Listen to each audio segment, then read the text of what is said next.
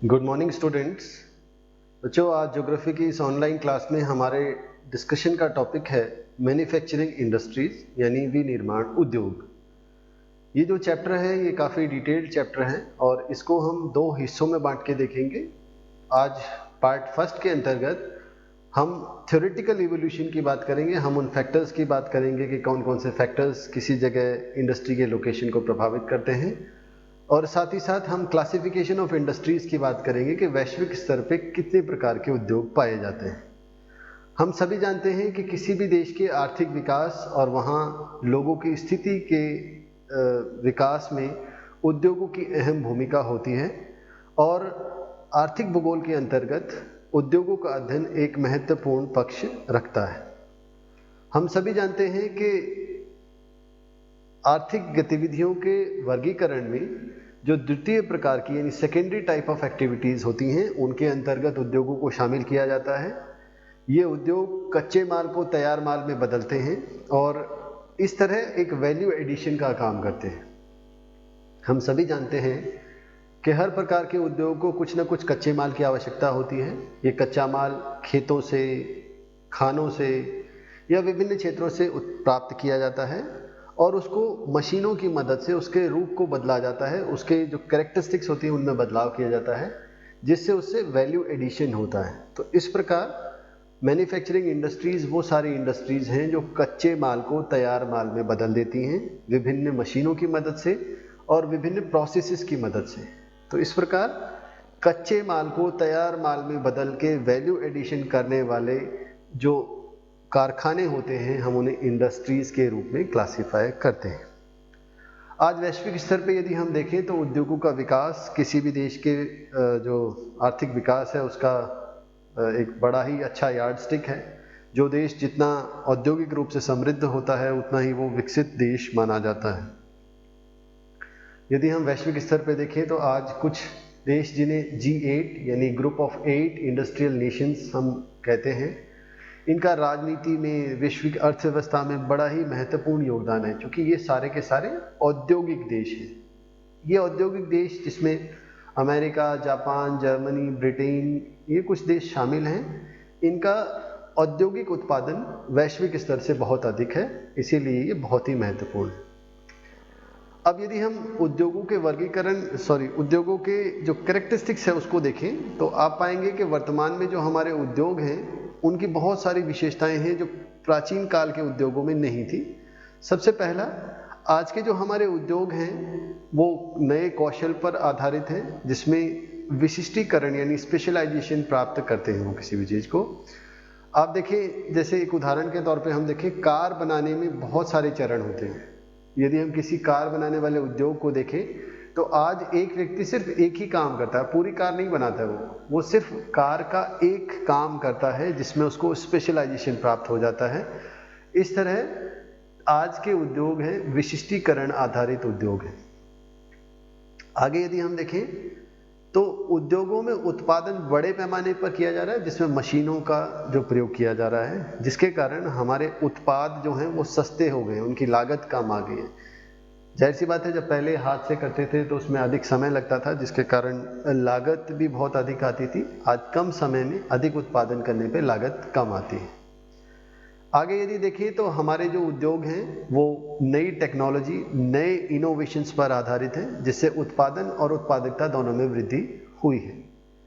इसी के साथ ही पिछले काफ़ी समय से उद्योगों का जो संगठनात्मक स्ट्रक्चर होता है, स्ट्रक्चर जिस पे वो आधारित होते हैं, उनके फॉरवर्ड बैकवर्ड लिंक्वेजेस, उसमें भी व्यापक परिवर्तन आया है। तो आप देखेंगे कि उद्योगों का स्तरीकरण हुआ है, उद्योगों में बड़े पैमाने पे बदलाव हुए हैं।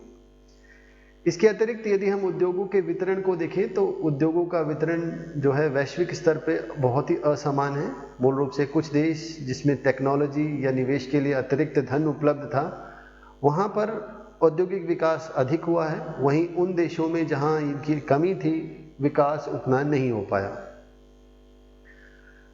अभी जैसा पीछे हमने बात की G8 या G7 कंट्रीज़ की, उसी तरह वैश्विक स्तर पर कुछ ही ऐसे देश हैं जहाँ पे औद्योगिक विकास तीव्र गति से हुआ है। इसीलिए हम कह सकते हैं कि वर्तमान जो औद्योगिक परिदृश्य है उसमें औद्योगों का विकास जो है अनियमित हुआ है। इसके अतिरिक्त जब उद्योग जो हैं बड़ी मात्रा में उत्पादन करते हैं, आवश्यकता से अधिक उत्पादन करते हैं, तो जाहिर सी बात है वो देशी और विदेशी व्यापार पे भी ध्यान केंद्रित करते हैं, बहुत सारा कच्चा माल मंगाते हैं और साथ ही साथ अपने तैयार माल को भी वैश्विक स्तर पे बेचने की कोशिश करते हैं। इसी क्रम में आपने MNCs का नाम सुना होगा, जिनको मल्टीनेशनल कॉरपोरेशंस कहते हैं, जो एक से अधिक देशों में व्यापार करती हैं, वो भी व्यापार में और उद्योगों में एक अहम भूमिका निभाती है। इस तरह उद्योग न केवल क्षेत्रीय स्तर पे बल्कि देशी और विदेशी व्यापार में भी बढ़ चढ़ के हिस्सा लेते हैं। अब भूगोल में, क्योंकि भूगोल जो एक विज्ञान है जिसमें प्रारंभिक तौर पर किसी भी चीज़ के लोकेशन यानी स्पेशल एस्पेक्ट पे बात की जाती है, तो उद्योगों की स्थिति भी भूगोल के अंतर्गत हमेशा से ही एक महत्वपूर्ण प्रश्न रहा है कि कोई उद्योग कहाँ लगता है या उद्योग सभी जगह समान रूप से क्यों नहीं लगते हैं। तो इस प्रश्न का उत्तर देने के लिए विभिन्न सिद्धांत दिए गए। यहाँ हमारे लिए आपके स्तर पर ये सिद्धांत, जिसको हम थ्योरी ऑफ इंडस्ट्रियल लोकेशन कहते हैं, जो अल्फ्रेड वेबर द्वारा दिया गया 1909 में, ये बहुत ही महत्वपूर्ण सिद्धांत है। इस सिद्धांत को थ्योरी ऑफ लीस्ट कॉस्ट भी कहा जाता है, क्योंकि ये सिद्धांत इस बात पर बल देता है कि किसी भी उद्योग को उस जगह लगना चाहिए जहां सबसे कम लागत आए।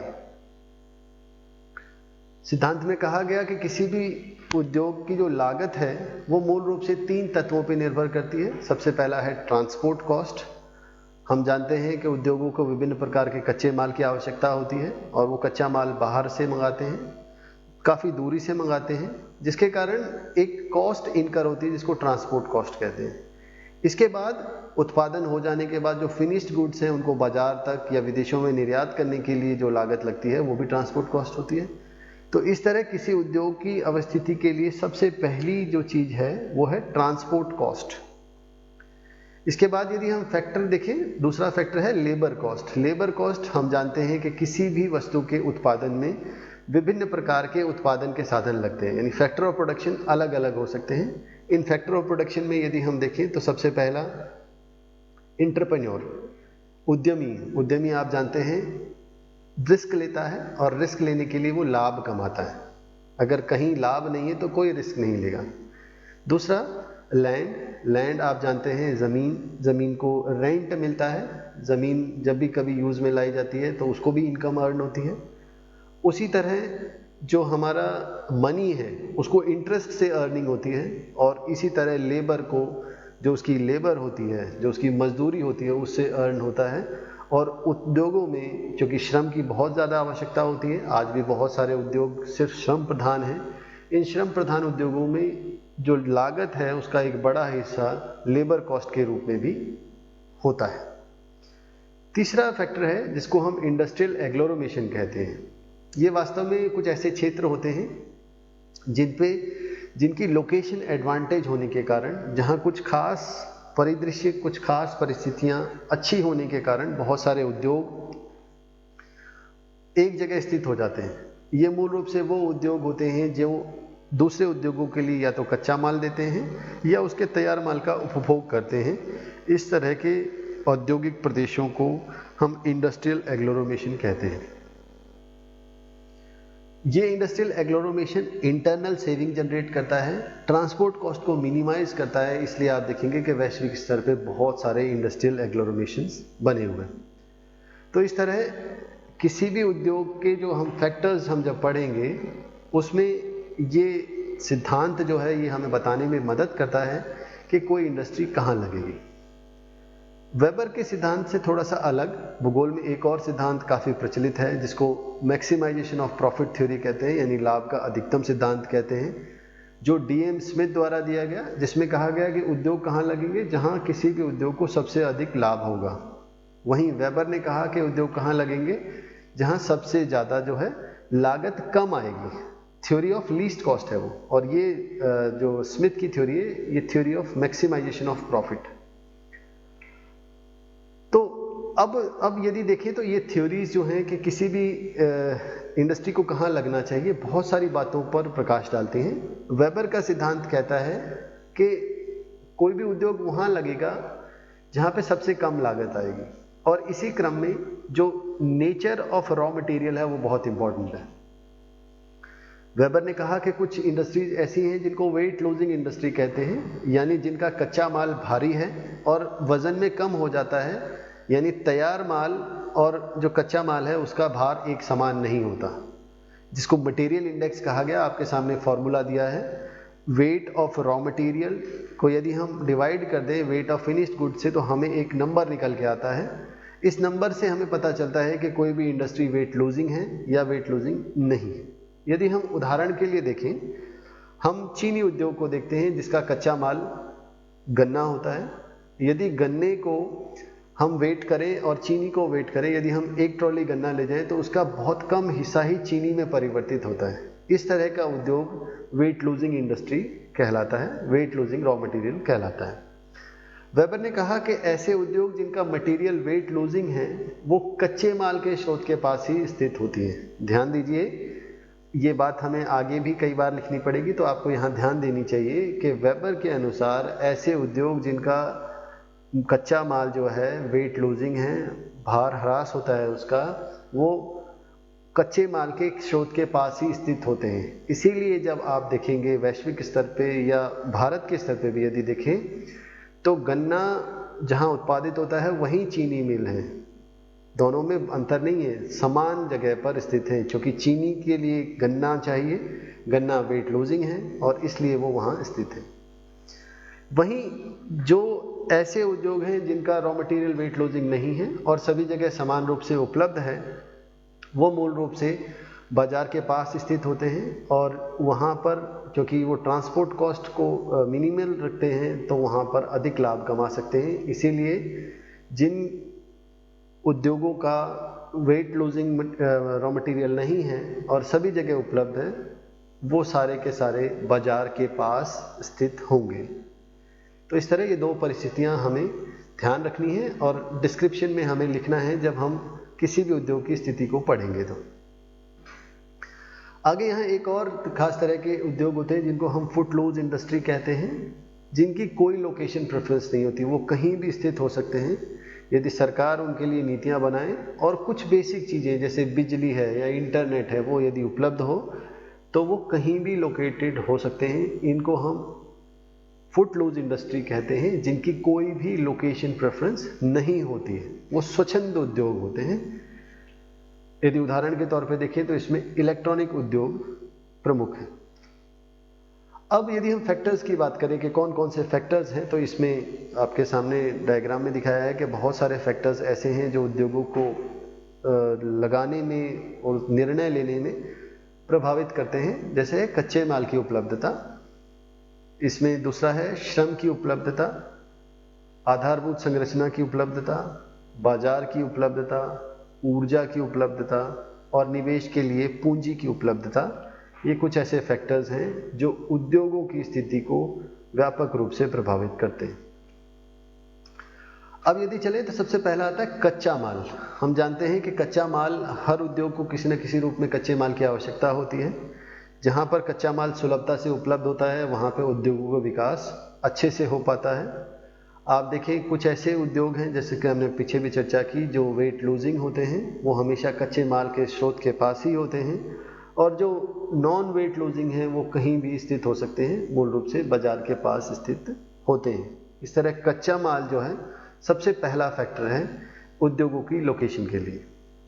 उसके आगे विद्युत की उपलब्धता। हम जानते हैं कि आज बड़े बड़े कारखानों को चलाने के लिए विभिन्न प्रकार की ऊर्जा की आवश्यकता होती है। यदि ये ऊर्जा उपलब्ध है तो उद्योगों का विकास सहजता से हो जाता है। इसके आगे आता है श्रम। श्रम को आप सभी जानते हैं कि विभिन्न प्रकार के कुशल और अकुशल श्रमिकों की आवश्यकता पड़ती है उद्योगों में। जो उद्योग जितने बड़े होते हैं उतने ही ज़्यादा कामगार की आवश्यकता पड़ती है।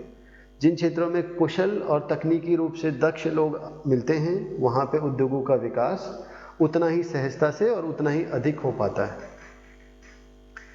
इसी प्रकार शक्ति के साधन मशीनों को चलाने के लिए आपको चाहिए, और जहाँ पर बिजली अबाध्य रूप से मिलती रहे, जहाँ पर कोयला, पेट्रोलियम, जल विद्युत, प्राकृतिक गैस या परमाणु ऊर्जा के संयंत्र लगे हैं, वहाँ पर उद्योगों का विकास आराम से हो जाता है। इस क्रम में एक उदाहरण है एल्यूमिनियम इंडस्ट्री का। आप सभी जानते हैं कि एल्यूमिनियम बहुत ही इम्पोर्टेंट है आज के औद्योगिक विकास में। औद्योगिक विकास के इस पक्ष में यदि देखें तो एल्यूमिनियम इंडस्ट्री जो है वो मूल रूप से उन्हीं जगहों पर स्थित होती है जहाँ पर शक्ति के साधन उपलब्ध हैं, क्योंकि एल्यूमिनियम इंडस्ट्री के उत्पादन में जो 40% लागत है वो सिर्फ बिजली की लागत होती है, इसीलिए ये मूल रूप से उन्हीं जगहों पर स्थित होते हैं जहाँ पर शक्ति के साधन उपलब्ध होते हैं। इसी क्रम में यदि हम देखें तो परिवहन और संचार के साधन, आप सभी जानते हैं कि जो कच्चा माल है, एक उद्योग में विभिन्न प्रकार के कच्चे माल की आवश्यकता पड़ती है जो सभी जगह समान रूप से उपलब्ध नहीं होता, इसलिए कच्चे माल के आयात करने के लिए, उसको लाने के लिए और तैयार माल को एक जगह से दूसरी जगह ले जाने के लिए परिवहन के साधनों की आवश्यकता पड़ती है। इसी क्रम में जो श्रम है वो भी कई बार केंद्रित होता है कुछ खास जगहों पर, उसको लाने ले जाने के लिए भी परिवहन और संचार की आवश्यकता पड़ती है।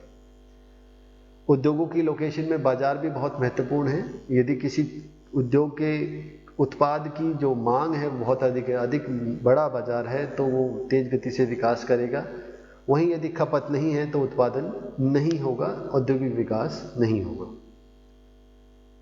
इन सभी फैक्टर्स के साथ ही साथ एक और इम्पॉर्टेंट चीज़ जो है वो है सस्ती भूमि और जलापूर्ति। हम जानते हैं कि आज किसी भी उद्योग को लगाने के लिए जो ज़मीन की लागत है वो बहुत अधिक है। यदि कहीं सस्ती ज़मीन उपलब्ध होती है, जैसे आपने देखा होगा बहुत सारी सरकारी नीतियों के परिणाम स्वरूप, चाहे वो हिमाचल सरकार हो, चाहे हरियाणा सरकार हो, चाहे विभिन्न राज्य सरकारें हों, वो सस्ते दामों पर उद्योग लगाने के लिए ज़मीन देती हैं, जिसके कारण बहुत सारी फैक्ट्रीज स्टैब्लिश होती हैं। और आप देखेंगे कि ये एक काफ़ी ऐसी नीति होती है जिससे औद्योगिक विकास तीव्र गति से हो पाता है। इसीलिए सस्ती भूमि और साथ ही साथ साफ पानी जो है, क्योंकि उद्योगों के बहुत सारे चरणों में, प्रोसेसिंग में बहुत सारे पानी की आवश्यकता पड़ती है, तो जहाँ जहाँ ये सुविधाएं अच्छी हैं वहाँ सभी जगह औद्योगिक विकास तीव्र गति से होता है। अब आता है क्लासिफिकेशन ऑफ इंडस्ट्रीज।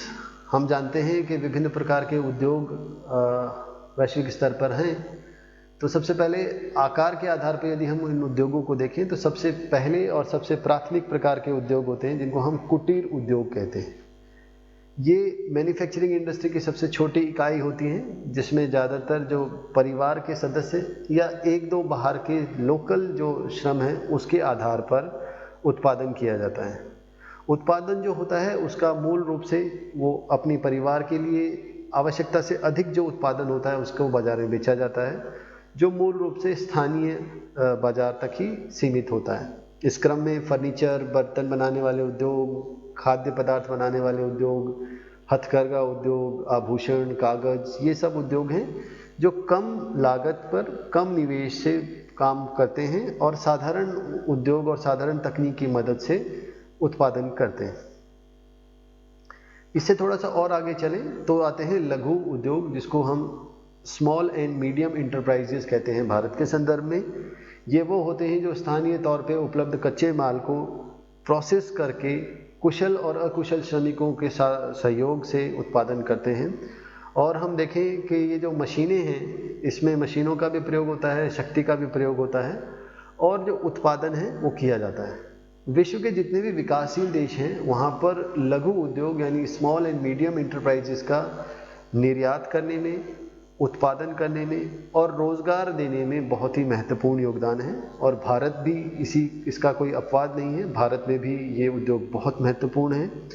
हम यदि देखें तो पिछले काफ़ी समय से लॉकडाउन्स के चलते और जब सप्लाई चेन ब्लॉकेज हैं, कच्चा माल उपलब्ध नहीं है, तो इन उद्योगों को काफ़ी आघात पहुंचा है, जिसके कारण सरकार ने उद्योगों को नए रूप से परिभाषित किया है। लघु उद्योगों को अब ज़्यादा निवेश की छूट दी गई है, सस्ते दरों पर और सस्ते कंडीशंस पर जो है इन्वेस्टमेंट के लिए, निवेश के लिए पैसा दिया जा रहा है।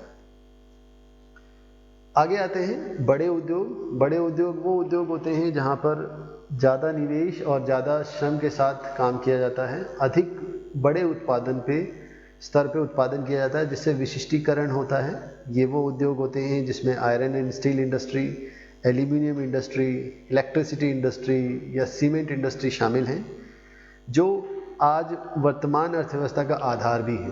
यदि इस क्रम में देखें तो ग्रेट ब्रिटेन और यूरोप में, रूस में, जापान में ये उद्योग शुरुआती तौर पे लगाए गए और आज वैश्विक स्तर पे सभी जगह इनका प्रचार प्रसार हो रहा है। अब यदि हम उद्योगों का वर्गीकरण कच्चे माल के आधार पर देखें तो यहाँ ध्यान देने योग्य है, कुछ उद्योगों का कच्चा माल जो है कृषि से आता है तो उन्हें कृषि आधारित उद्योग कहते हैं। वहीं जब कुछ उद्योगों का कच्चा माल खनिज से आता है तो उसे खनिज आधारित उद्योग कहते हैं। यहाँ कहाँ से कच्चा माल प्राप्त हो रहा है उस आधार पर यह वर्गीकरण है। इसी तरह कृषि आधारित उद्योग है, कृषि से कच्चा माल प्राप्त करते हैं। वहीं खनिज आधारित उद्योग वो हैं जो खनिज से कच्चा माल प्राप्त करते हैं। आगे यदि देखें तो कुछ उद्योग ऐसे हैं जो रसायन आधारित उद्योग होते हैं, जो रसायन पर कच्चा माल प्राप्त करते हैं। वहीं कुछ उद्योग ऐसे होते हैं जो वनों से उत्पाद प्राप्त करते हैं, वन आधारित उद्योग कहलाते हैं। और इसी क्रम में ये कुछ उद्योग ऐसे उद्योग होते हैं जो पशुओं पर अपना कच्चा माल आधारित करते हैं, पशुओं से कच्चा माल प्राप्त करते हैं। ये उद्योग पशु आधारित उद्योग कहलाते हैं। आगे चलते हैं, स्वामित्व के आधार पर यदि हम उद्योगों का वर्गीकरण देखें तो कुछ उद्योग कहलाते हैं सार्वजनिक क्षेत्र के उद्योग। ये वो उद्योग होते हैं जो उस पर सरकार का नियंत्रण होता है और सरकार जो टैक्स पेयर्स होते हैं उसके पैसे को कलेक्ट करके ये उद्योग स्थापित करती है, जिसका मूल उद्देश्य सामाजिक कल्याण करना होता है। इसलिए ये उद्योग जो हैं सरकार के स्वामित्व में होते हैं और ज़्यादातर साम्यवादी देशों में, समाजवादी देशों में इस तरह के उद्योगों का काफ़ी प्रचार प्रसार है। यदि भारत जैसे देश की बात करें तो भारत में कुछ ऐसे उद्योग हैं जो भारी उद्योग हैं, जैसे भेल है, भारत हेवी इलेक्ट्रिकल्स लिमिटेड, या टेलीकॉम सेक्टर में BSNL, ये सार्वजनिक क्षेत्र के उद्योग कहलाते हैं।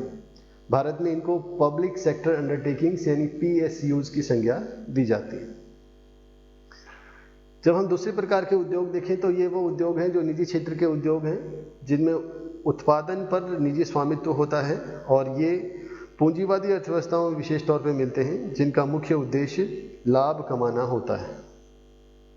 निजी उद्योग किसी भी क्षेत्र में तब तक काम करते हैं जब तक वहाँ अधिक से अधिक लाभ प्राप्त हो रहा है। जैसे ही लाभ प्राप्त होना बंद हो जाता है तो उत्पादन भी बंद कर दिया जाता है। वहीं कुछ उद्योगों जहाँ पर निजी क्षेत्र और सार्वजनिक क्षेत्र मिलकर प्रयास करते हैं, संयुक्त उपक्रम कहलाते हैं। जैसे मारुति जब शुरुआती लगाई गई तो भारत सरकार और मारुति सुजुकी जापान की कंपनी ने, दोनों ने मिल के उद्योग लगाया। इस तरह के उद्योगों को हम संयुक्त उपक्रम कहते हैं। तो इस तरह आपके सामने एक फ्लो डायग्राम दिया गया है। इस फ्लो डायग्राम में जो हमने पीछे क्लासिफिकेशन देखा उसके उदाहरण सहित आपको डायग्राम्स में दिखाया गया है कौन कौन से उद्योग होते हैं और किस प्रकार हम उनको क्लासिफाई करते हैं। अब इसी क्रम में कुछ उद्योग होते हैं जिनको हम हाई टेक इंडस्ट्रीज कहते हैं। ये उद्योग वो उद्योग होते हैं जहाँ पर उच्च तकनीक का प्रयोग होता है और ये मूल रूप से कुछ खास केंद्रों पर ही स्थित होते हैं। इनके अंतर्गत इंजीनियरिंग, मोबाइल, घड़ी बनाने वाले उद्योग, कंप्यूटर डिजाइनिंग वाले उद्योग आते हैं, जो मूल रूप से हल्के होते हैं और इनकी कोई लोकेशन प्रेफरेंस नहीं होती, ये कहीं भी लग सकते हैं। ऐसे उद्योगों को हम ज्ञान आधारित उद्योग भी कहते हैं, जिसमें मूल रूप से बिजली, कुशल श्रम, संचार के साधन और इंटरनेट की आवश्यकता होती है और साथ ही साथ सरकार के नीतिगत सहयोग के कारण ये तीव्र गति से विकसित हो रहे हैं। यदि हम इसके उदाहरण देखें तो भारत में बेंगलोर, हैदराबाद, गुरुग्राम ये प्रमुख क्षेत्र हैं। इसी तरह वैश्विक स्तर पर सिलिकॉन वैली, कैलिफोर्निया, USA भी एक ऐसा क्षेत्र है जहाँ पर इस तरह के उद्योगों का, जिन्हें हम हाई टेक इंडस्ट्री कहते हैं, काफ़ी विकास हुआ है। अब यदि हम आगे चलें तो कुछ जगह होती हैं, कुछ खास क्षेत्र होते हैं जिनको हम टेक्नोपॉल्स कहते हैं। ये वास्तव में वो क्षेत्रीय इकाइयाँ होती हैं जहाँ पर अच्छी परिस्थितियों के कारण ऐसे बहुत सारे उद्योग स्थित हो जाते हैं जो हाईटेक इंडस्ट्रीज के रूप में क्लासीफाई होते हैं। टेक्नोपॉल्स मूल रूप से स्वच्छंद उद्योगों को आकर्षित करते हैं। ये ऐसे उद्योगों के लिए उपयुक्त माने जाते हैं जिनकी कोई लोकेशन एडवांटेज नहीं होती। यहाँ जो आवश्यक है वो कुशल श्रम और सरकारी सहयोग नीतियाँ हैं।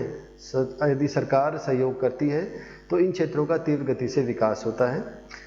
ये वो क्षेत्र होते हैं जहाँ पर वैश्विक स्तर से काफ़ी बड़ी मात्रा में लोग प्रवास करके यहाँ काम करने के लिए आते हैं। वो लोग जो कुशल होते हैं, इस तरह के प्रवास को हम ब्रेन ड्रेन कहते हैं। और आप देखेंगे भारत से बहुत सारे लोग सिलिकॉन वैली, फेसबुक में या आपके गूगल में काम करने के लिए जाते हैं, इस तरह का माइग्रेशन जो है ब्रेन ड्रेन वाला माइग्रेशन कहलाता है।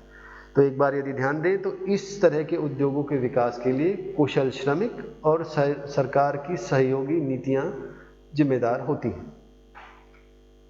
तो इस तरह बच्चों इस चैप्टर में हमने मैन्युफैक्चरिंग इंडस्ट्रीज़ की डेफिनेशन देखी, हमने उन सिद्धांतों की बात की जो ज्योग्राफी में हम पढ़ते हैं और एक्सप्लेनेशन में हमारे को मदद करते हैं, जिसमें हमने वेबर की थ्योरी देखी और DM स्मिथ की हमने बात देखी। साथ ही साथ हमने उद्योगों की अवस्थिति के बहुत सारे फैक्टर्स देखे। हमने ये देखे कि किस प्रकार उद्योगों को वर्गीकृत किया जाता है। तो आपको अब आपकी स्लाइड के पर कुछ प्रश्न दिखाई देंगे, short answer and long answer, आपको इनका प्रश्न देना है। ये सारे के सारे जब आप आंसर लिखेंगे तो आप इस वीडियो को देखें, सभी के सभी जो प्रश्न हैं इनको डिस्कस किया गया है इस पूरी की लेक्चर में। कोई यदि आपके प्रश्न हो, कोई सुझाव हो तो आप व्हाट्सएप ग्रुप के माध्यम से मुझसे पूछ सकते हैं। बच्चों यहाँ एक बात खास ध्यान देने की है कि इस चैप्टर को 2 हिस्सों में बांट दिया गया है। जहाँ हमने पहले हिस्से में सैद्धांतिक पक्ष की बात की, अगले वाले में हम देखने की कोशिश करेंगे कि कैसी इंडस्ट्री किन फैक्टर्स पे निर्भर करती है और कहाँ उसका डिस्पर्सल है, कहाँ उसका डिस्ट्रीब्यूशन है। जैसे जब हम बात करें आयरन एंड स्टील इंडस्ट्री की, तो हमें सैद्धांतिक पक्ष में ये पता होना चाहिए कि ऐसी इंडस्ट्री जो वेट लूजिंग होती है, रॉ मटेरियल के पास लगती है, तो आपको एक्सप्लेनेशन में बड़ी मदद मिलेगी। तो इस तरह इन सारे फैक्टर्स को ध्यान में रखते हुए सैद्धांतिक आधार पर आपको इस चैप्टर को तैयार करना है ताकि आप अच्छे अंक हासिल कर सकें। तो आज के लिए इतना ही बच्चों।